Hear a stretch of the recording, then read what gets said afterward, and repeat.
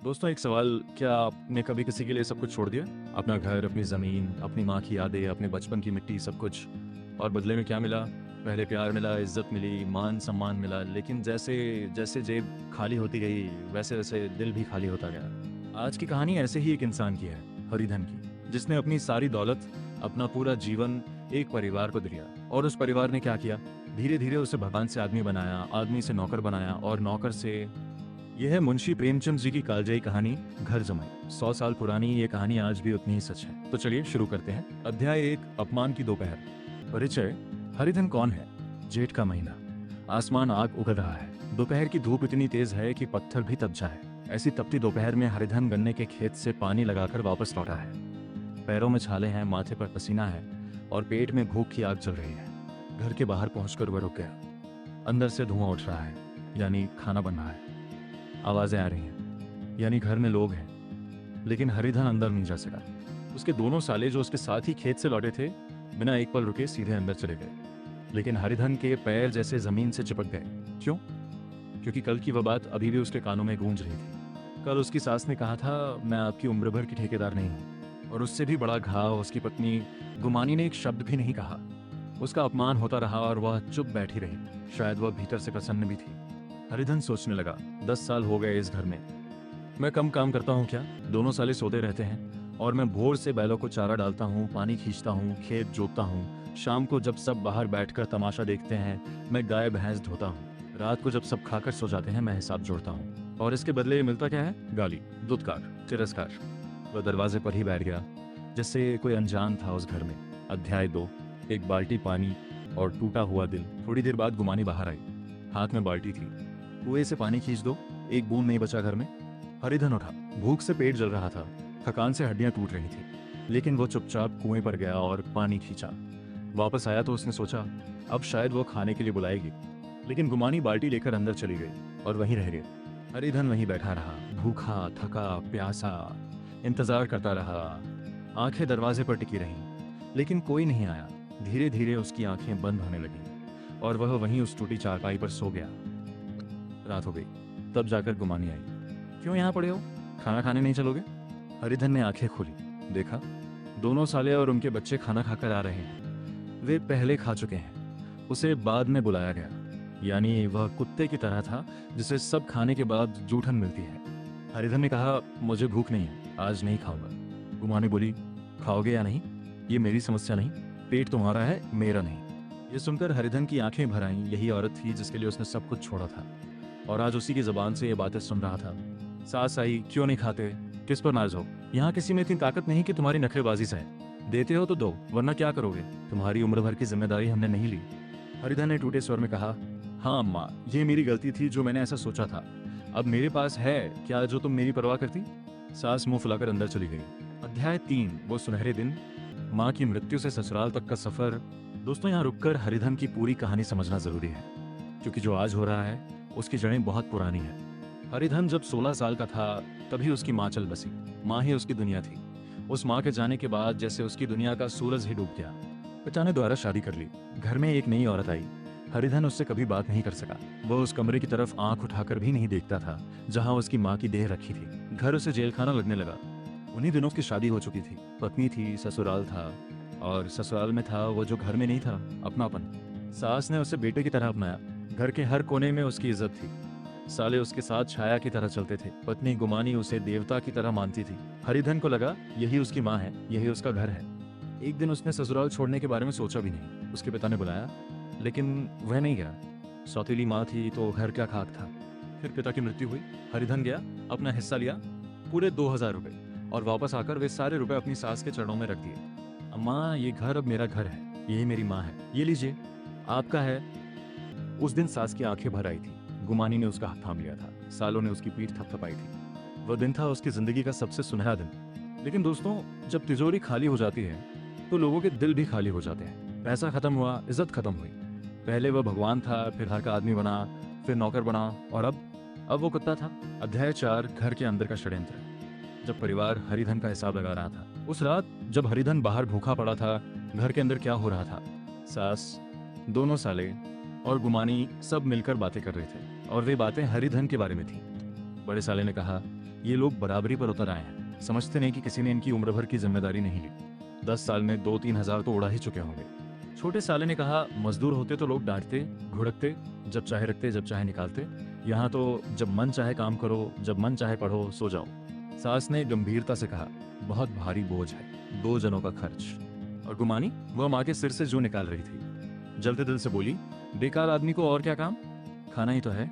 ये सुनकर गुमानी के मन में अपने ही पति के लिए नफरत भर गई। वह नहीं जानती थी कि 2000 रुपये 10 साल में कितने कम होते हैं। 2 लोगों के खाने पीने, कपड़े लत्ते, दूध घी में 10 साल में 200 रुपये, साल भर में क्या यह बहुत है? लेकिन गुमानी ने अपने परिवार की आंखों से देखा। उसका घर, उसका परिवार, यही उसकी दुनिया थी। हरिधन उसके लिए एक बाहरी था जो उनके घर का बोझ बन गया था। प्रेमचंद जी यहाँ कितनी गहरी बात कहते हैं। एक बहू जब पहली बार ससुराल जाती है तो महीनों तक उसे राजरानी की तरह रखा जाता है। खाने पहनने की कमी नहीं, काम नहीं। लेकिन 6 महीने बाद वही बहू पूरे घर की नौकरानी बन जाती है। तो फिर हरिधन ने जो 10 साल काम किया वह क्या गलत था? अध्याय 5, वह पल जब हरिधन जाग उठा।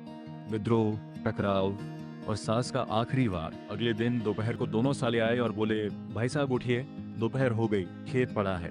और उस दिन पहली बार हरिधन ने मुंह खोला। क्या मुझे बेवकूफ समझ रखा है? दोनों साले ठिठक गए। वह आदमी जो 10 साल से जी हाँ करता था, जो हमेशा झुककर काम करता था, आज इस तरह बोल रहा था। हरिधन ने कहा, मेरी भी आंखें हैं, मेरे भी कान हैं। हार तोड़ मेहनत करो और फिर भी कुत्ता समझा जाए, ऐसे गधे और कहीं होंगे। बड़े साले गुस्सा आया, किसी ने बांधा नहीं है। हरिधन का जवाब तैयार था, यहाँ रहना है तो इज्जत चाहिए, वो तुम लोगों के बस की बात नहीं। यहाँ उम्र भर रहना है तो इज्जत और मान सम्मान के साथ, वरना। तब सास आ गई। उसने एक ही वाक्य में पूरे किले को ध्वस्त कर दिया। क्या लड़कों से बराबरी करोगे? बस इतना ही काफी था। हरिधन जैसे गिर गया भीतर से। जो क्रोध था, जो विद्रोह था, जो अभिमान जागा था, सब एक झटके में बुझ गया। वह सास की इस बात से टूट गया। वह लड़कों के बराबर नहीं था। वह उनका दामाद था, घर जमाई, यानी घर में रहने वाला पराया। शाम को सबने खाना खाया। हरिधन ने उठा। सास ने मनाया, साले थक गए।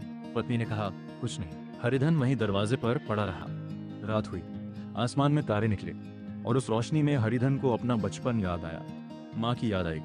वह आम का बाग जहाँ वह झूला झूलता था, वह कुएं की मुंडेर जहाँ वह घंटों बैठता था, वह खेत जहाँ उसने पहली बार हल चलाया था, वह माँ की गोद जिसमें वह सोता था। उसकी आंखों से आंसू बहने लगे। उसने खुद से कहा, अम्मा तुमने मुझे बहुत अकेला छोड़ दिया। देखो तुम्हारे लाल की क्या दशा हुई है, कोई पूछने वाला भी नहीं। क्या वहाँ कोई जगह नहीं मेरे लिए? अध्याय 6, अंतिम निर्णय। हरिधन ने ली शपथ और चल पड़ा। तभी गुमानी आई। सो गए? ऐसी राक्षसी नींद किसे आती है? जाओ खाना खा लो। हरिधन ने उठकर देखा, ये वही दुनिया थी, वही टूटी चटाई, वही कुआं और सामने खड़ी गुमानी। हरिधन ने शांत, बहुत शांत आवाज में कहा, गुमानी मैंने फैसला कर लिया है, इस घर का पानी भी नहीं पीऊंगा। चलोगी मेरे साथ? गुमानी घबराई। कहाँ जाओगे? क्या फर्क पड़ता है तुम्हें? आओगी या नहीं? बताओ तो सही, कहाँ जाना है? मैं जानता था तुम नहीं आओगी, बस यही पूछना था।